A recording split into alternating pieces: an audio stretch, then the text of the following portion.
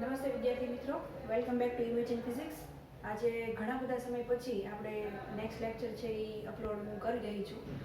તો આજે આપણે જે સરળ આવર્ત ગતિ છે એમાં આપણે આગળના ટોપિકની ચર્ચા કરવાની છે. તો ટોપિક છે એનું નામ છે એક જ દિશામાં સમાન આવર્તકાળ ધરાવતી બે સરળ આવર્ત ગતિના સંયોજનની ગાણિતિક રીત. તો તમે જાણો છો કે એક મેથડ છે એ મેં પહેલાં તમને સમજાવેલી છે અને એમાં આપણે ગ્રાફિકલ મેથડ એટલે કે આલેખની રીતનો ઉપયોગ કરેલો. તો એની પછીનો ટોપિક છે તો એક જ દિશામાં સમાન આવર્તકાળ ધરાવતી બે સરળ આવર્ત ગતિ. બે સરળ આવર્ત ગતિનું સંયોજન મેથેમેટિકલી કરવાનું છે. તો that is analytical method. Analytical method તમે એને કહી શકો. તો સૌથી પહેલા શું કરશો તો કે બે સરળ આવર્ત ગતિ છે એ તમારે ધારવાની છે. તો ધારવું છે એટલે ઇટ મીન્સ કે તમારે બે અલગ અલગ સમીકરણ જે આપણે સરળ આવર્ત ગતિ દર્શાવતા હોય અથવા સરળ આવર્ત ગતિ દર્શાવતા હોય એવા સમીકરણ છે વિચારવાના છે. તો તમે જાણો છો કે એ સમીકરણ આપણે સાઇન અથવા તો કોસના સ્વરૂપમાં મૂકી શકીએ. તો અહીંયા આગળ સૌથી પહેલા મેં બે સમીકરણ છે એ સપોઝ કરેલા છે. તો y1 અને y2. તો તમે જાણો છો y છે એ સ્થાનાંતર દર્શાવે છે, a અને b એ અલગ અલગ કંપ વિસ્તારો છે, સાઇન તમને વિધેયના સ્વરૂપમાં મૂકેલું છે અને આ જે છે એ આપણી કળા થઈ. તો મેં તમને સ્ટાર્ટિંગમાં આ બધું સમીકરણ છે એ સમજાવેલું છે, એક ઇન્ટ્રોડક્શનનો લેક્ચર લીધો હતો ત્યારે. તો y1 અને y2 એટલે આ બે અલગ અલગ સરળ આવર્ત ગતિ છે એનું આપણે સંયોજન કરવાનું છે.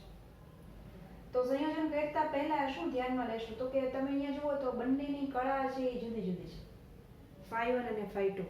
એટલે એનો અર્થ એવો થાય કે કણ છે કે પદાર્થ છે એ ગતિની શરૂઆત છે એ અલગ અલગ થીટાથી કરે છે.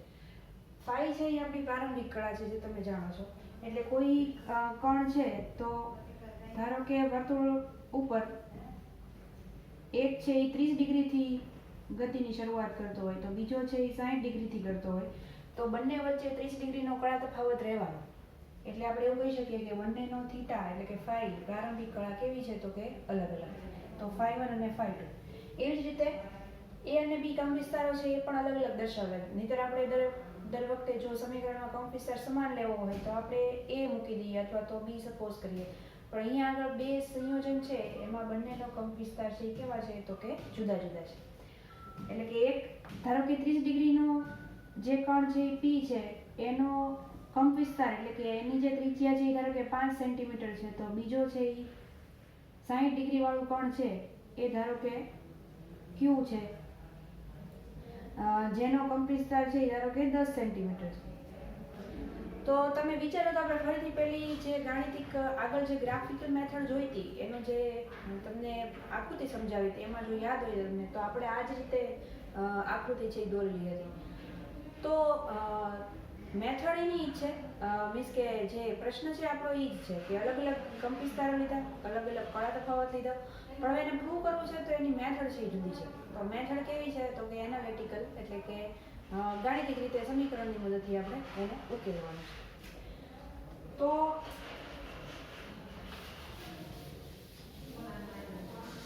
અહીંયા જોઈએ આગળ તો હવે આનું સંયોજન કરી નાખશું y1 અને y2. તો y is equal to y1 plus y2.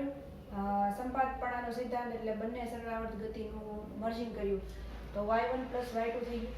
ત્યારબાદ y1 એટલે y1 નું સમીકરણ જે છે આપણું a sin omega t plus φ1 એ મૂક્યું plus y2 b sin omega t plus φ2. બંનેનો સરવાળો કરીએ એટલે સરવાળો કરશું એટલે શું થશે તો કે પહેલા તો આને આપણે છૂટું પાડી દઈએ તો sin omega t પ્લસ φ1. તો તમે જાણો છો કે આ sin θ1 પ્લસ θ2 થયું તો એનું જે સમીકરણ છૂટું પડે sin θ1 cos θ2 plus cos θ1 sin θ2. તો બંને જગ્યાએ sin જ છે એટલે આપણે એ રીતે એને નીચે અલગ પાડી દીધું. તો પહેલું સમીકરણ બનશે a sin omega t cos φ1 plus a cos omega t sin φ1. એટલે આ પહેલાનું સમીકરણ છે એ છૂટું પાડીને આપણે આ ફર્સ્ટ સ્ટેપમાં લખ્યું. Second step b sin omega t plus φ2 છે તો b sin omega t cos φ2 plus b cos omega t sin φ2. હવે આ જે ચાર પદ મળ્યા 1 2 3 4 એમાં તમે જુઓ તો આ બંને પદો જે છે એમાં sin omega t છે એ કોમન લઈ લઈએ તો અહીંયા થઈ ગયું sin omega T common out, તો a cos phi 1 plus b cos phi 2 plus આ બંને સમીકરણ છે એમાંથી cos ઓમેગા ટી કોમન લઈ લઈએ તો એમાં થશે a sin phi 1 plus b sin phi 2. તો અહીંયા મળ્યું cos phi 1 cos phi 2, અહીંયા મળ્યું sin phi 1 sin phi 2. હજી સિમ્પ્લિફિકેશન બાકી છે. હવે શું કરશું તો કે આ જે સમીકરણ આવ્યું એની જગ્યાએ આપણે સપોઝ કરી લઈએ a dash cos e, a cos phi 1 b cos phi 2 ની જગ્યાએ આપણે મૂકશું a dash cos e અને a sin phi 1 plus b sin phi 2 ની જગ્યાએ મૂકશું a dash sin e. તો અહીંયા આવી ગયું cos e sin e અને જે સંયોજનથી નવો જે કંપ વિસ્તાર મળ્યો છે જેને આપણે a dash તરીકે અહીંયા આગળ મૂકેલું છે. હવે આ જે કિંમત આપણે સપોઝ કરી એને આપણે અહીંયા ઉપરના સમીકરણમાં અહીંયા કાઉન્સની જગ્યાએ સબસ્ટિટ્યુટ કરી દઈએ તો અહીંયા તમે જુઓ તો આ રીતે બનશે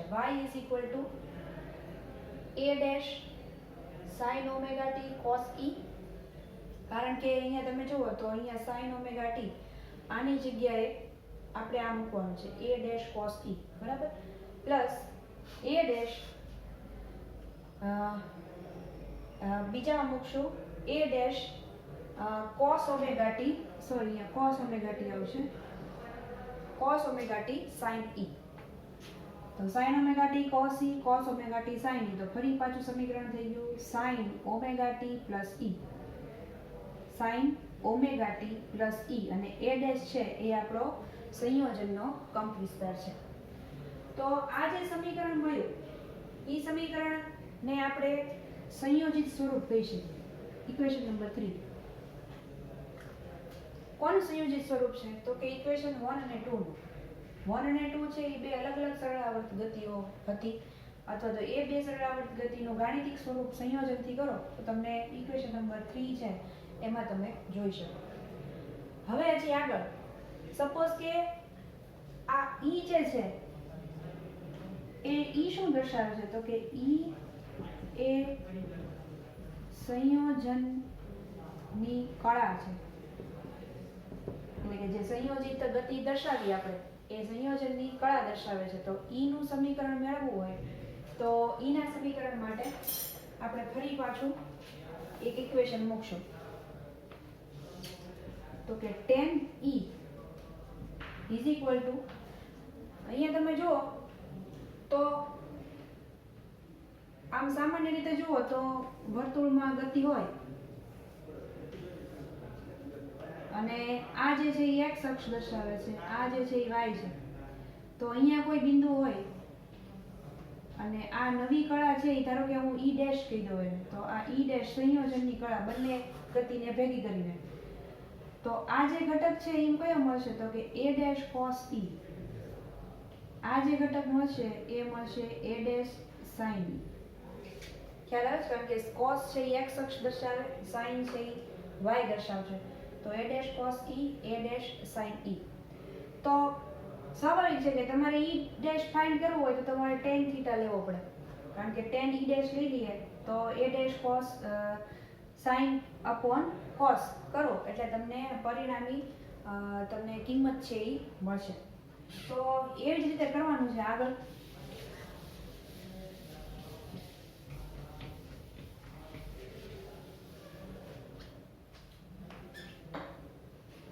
તો અહીંયા મૂકીએ a dash sin e upon a dash cos e. હવે આ a dash છે ને ઉડાડી નથી નાખવાનું, તમને એવું લાગે કોમન છે બટ એ કોમન એ રીતે કેન્સલ નહીં થાય, એ આપણો કંપ વિસ્તાર છે, આપણે એક કિંમત મૂકવાની છે.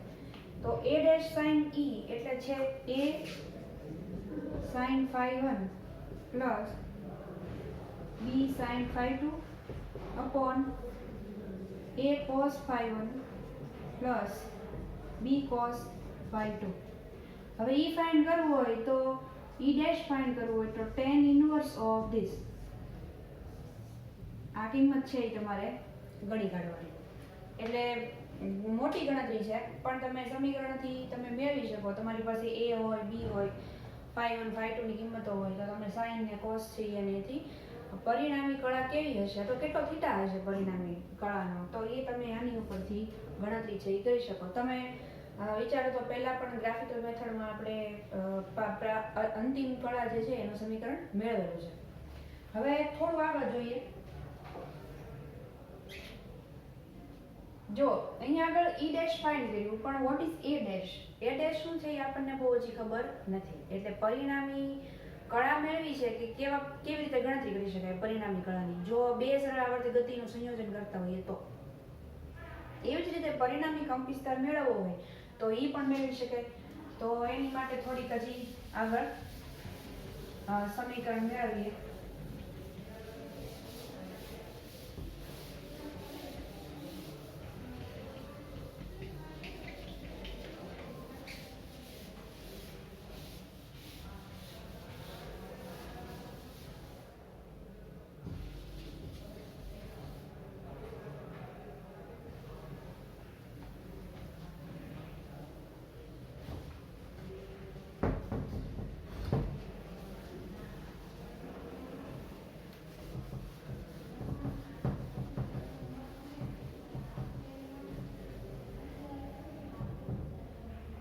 તો હમણાં જે આકૃતિ દોરી હતી એ જ ફરી પાછી દોરું છું.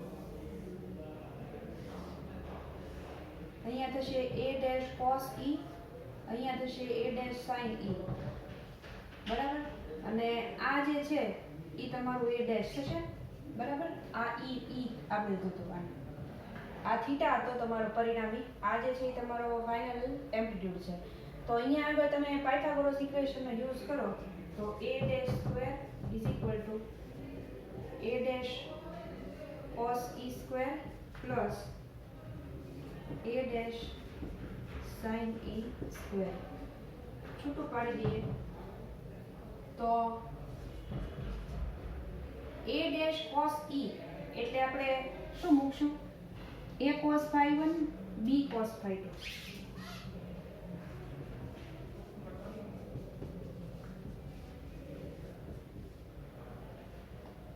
આનો સ્ક્વેર પ્લસ અહીંયા પણ a sin phi 1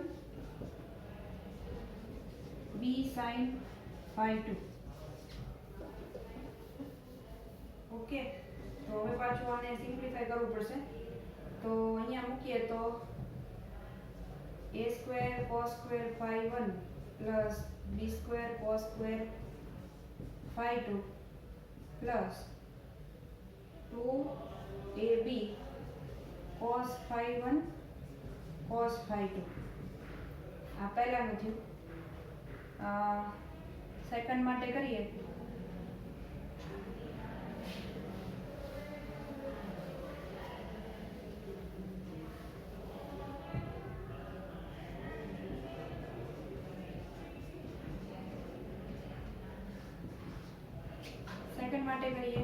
તો a square sin square phi 1 plus b square sin square phi 2 plus 2ab sin phi 1 sin phi 2. Now a square sin square phi 1 cos square phi 1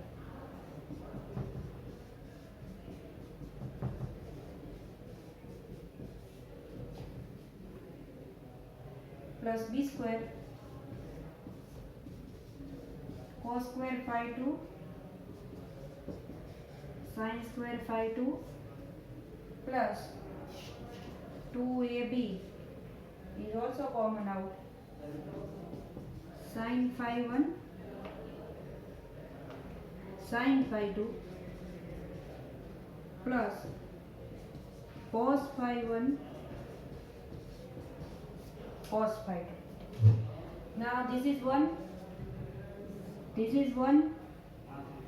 and sin phi 1 sin phi 2 ની જગ્યાએ શું મૂકી શકાય?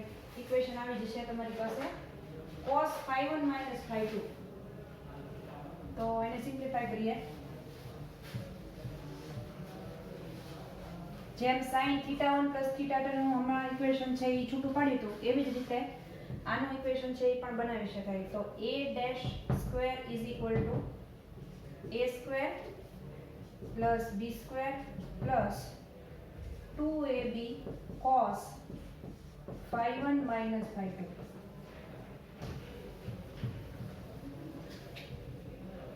હવે આનો use કરીએ અલગ અલગ રીતે કે તમે જાણો છો કે સપોઝ કે આ કડા તફાવત છે θ1 phi 1 minus phi 2.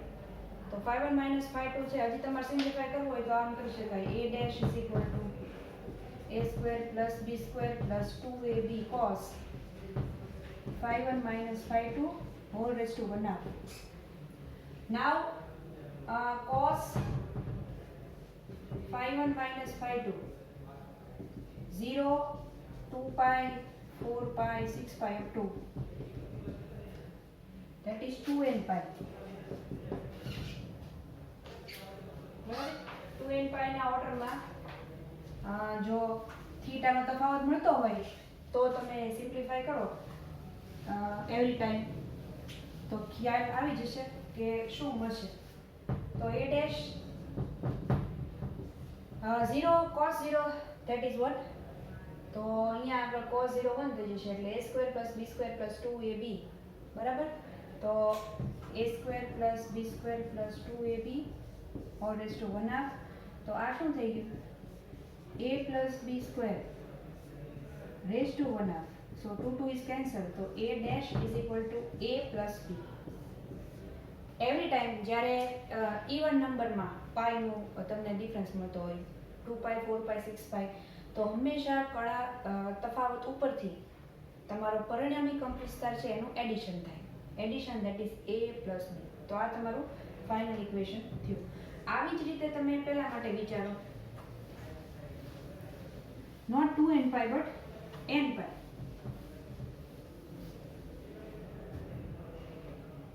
તો તમે જે અહીંયા મેં 0 2 pi 4 pi લીધું એના બદલે આપણે pi 3 pi 5 pi 6 pi એ રીતે લઈએ તો અહીંયા તમે સપોઝ કે pi મૂકો છો તો pi cos pi એટલે -1 થશે. તો અહીંયા આગળ માઇનસ થઈ જાય. તો a dash is equal to a square plus b square minus 2ab raised to 1 half. તો અહીંયા થશે a minus b. તો અહીંયા આગળ તમારો જે પરિણામી કંપ વિસ્તાર છે એના મૂલ્યમાં ઘટાડો જોવા મળે એટલે કે તમને કિંમત છે એ વિરુદ્ધ દિશામાં મળે એટલે તમને જે કંપ વિસ્તાર છે એના મૂલ્યમાં ઘટાડો થાય. અહીંયા આગળ કંપ વિસ્તારના મૂલ્યનો વધારો થશે. તો આ તમારું ઇક્વેશન છે અહીંયા આગળ કમ્પ્લીટ થાય છે ડેરિવેશન. તમારે બે સરળ આવર્ત ગતિનું સંયોજન ગાણિતિક રીતથી કરવું હોય તો તમારે આ મેથડનો યુઝ કરવાનો છે. ગ્રાફિકલ મેથડ કીધું હોય તો એ મેં લાસ્ટ ટાઈમ લેક્ચર જે અપલોડ કર્યો હતો એ તમારે એને ફોલો કરવાનું છે. ડેરિવેશન છે અને બહુ ઇઝી છે, તમે સિમ્પલી કરી શકશો. અને બને હું હવે ઝડપથી લેક્ચર છે અપલોડ કરીશ તો તમને થોડો રીડિંગનો ટાઈમ મળે અને તમે આપણે સિલેબસ છે એ થોડો વધારે કવર થઈ શકે. તો આજે અત્યારે આટલું રાખું છું. Thank you.